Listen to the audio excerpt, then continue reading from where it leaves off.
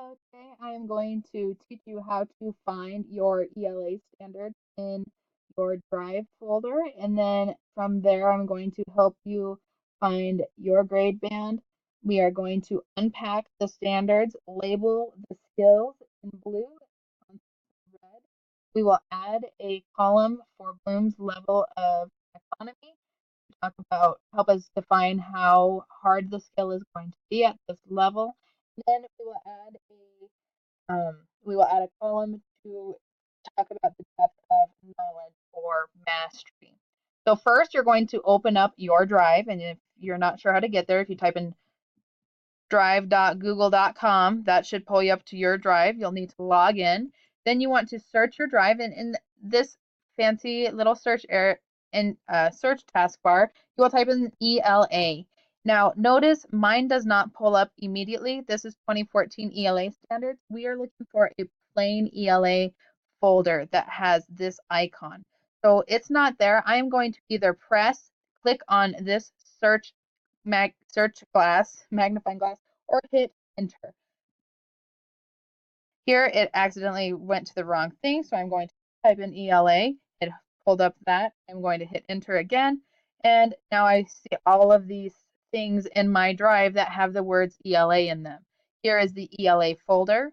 You are going to find your grade level next. So I will pick first grade since I have practiced on the first grade standards.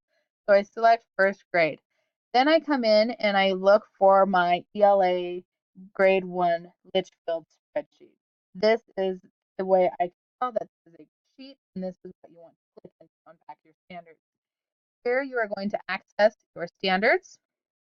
If you've noticed, I have some highlighting here already, but what I want to do first is get the talk about the skills versus concepts. When we are unpacking standards, we want to look at the skills and the concepts of knowledge. What are we going to mean? Skills are the easiest way to say that is the verbs from the unpacked standard. So here we have identify, which is in blue because that is what we have chosen to do. And we have variations in text. Variations in text are our concepts. It's in simple terms the nouns. It is what the student will be working with. The nice thing with these standards is it's not like sentence diagramming where we've got a whole bunch of other stuff. They're literally just finding the verb and then the noun. So for standard 1.1.1b, I'm going to click on it. My cursor has come up. I will highlight with my cursor. That's a click and then drag. Then I come up here and I don't want to click the paint button because that's just going to paint the background, which I can if I make that if I accidentally do that. Oops, I've turned the whole thing blue. An easy way to undo that is to hit the control in the bottom left hand of your keyboard and Z at the same time. Or if you are not familiar with how to do that, I will show you again. You can come up here and click the back arrow, which is undo. It also reminds you the prompt of Control plus Z. Now, to change the text color only, I am going to click and highlight, then drag it back. And here we have the letter A and it says text color. Thankfully, it is labeled. We are going to select this pretty blue just because that is the default blue and we don't have to scroll through everything to figure out what blue we want. We could make custom colors, but that's a lesson for another day. We select blue, then if I click out of it, they match this blue for whatever reason, but once I click out of the box, it does. So if you're not sure that it's the same blue, don't worry about it. Here, now I'm going to click at close to the beginning of the word and then drag my mouse and just hold down while I'm clicking, and punctuation. So identify was my verb, punctuation is my noun, and I'm going to come back up here. I'm going to click text color and then select red. Now, these EG are just examples, and it is up to, we can decide as a team if we want to highlight those things in specific. But right now, we are going to just highlight the parts outside. Here, let's look down. We scroll down, and we're going to look at this 1.1.1c, identify. And I'm going to click close to the beginning of the word or towards the end. We are identifying which is our verb, so we highlight that, select blue, and then parts of a book. Parts of a book are all the concepts or the skills, and that is our noun. In summary, nouns, we highlight in red. Then we go down, we can look, we see these skills are mastered in kindergarten and blended with other skills at this grade level. We are not going to mess with that. We aren't really going, we can do the main strands if we wanted to. And what that might help us is if, like down here, it says blend, segment, and manipulate phonemes orally. So we can say phonemic awareness, students will demonstrate phonological awareness through oral activities. So we know that we're looking for oral activities. And if we look at this first one, we see that, oh, blend, segment, and manipulate phonemes orally. So the concept or the skill is that they are, not the skill, the skills here are blend, segment, and manipulate. Oops. So I'm clicking and dragging, and then I'm going to come up here, select text color, and select red. Nope, I did that wrong. While it's still highlighted, I can change it to blue because these are our verbs. The student will blend, segment, and manipulate. Here we have phonemes, and this is our noun, orally. That is telling us how we want them. It kind of describes our noun. So they're going to blend, segment, and manipulate phonemes orally. Now, when we understand phonological awareness and that phonemes are sounds, we can keep that with red, but because it is technically a verb, we could highlight it with blue. If we decide that we don't like that as being red, we can change it. I'm going to go ahead and highlight it red because I want it phonemes orally. I'm not really going to, actually, no, I think it does deserve to be blue. It is a verb. It is an adverb. So it's describing how they are going to blend, segment, and manipulate. So we'll do this with blue. Now we're going to scroll back up just because it has our labels of columns. We are going to click here with the left click. Then I'm going to right click. When I right click, I can insert one left or one right. I want to insert one right, and this is a column. Because I have selected columns, that's why it's not saying column to the right. And I'm going to select that. Now, if I wasn't happy with that, I can undo it. And then I can click in the box here. And here you can see that it says insert row, insert column. I'm going to select column, but it didn't let me control it as well.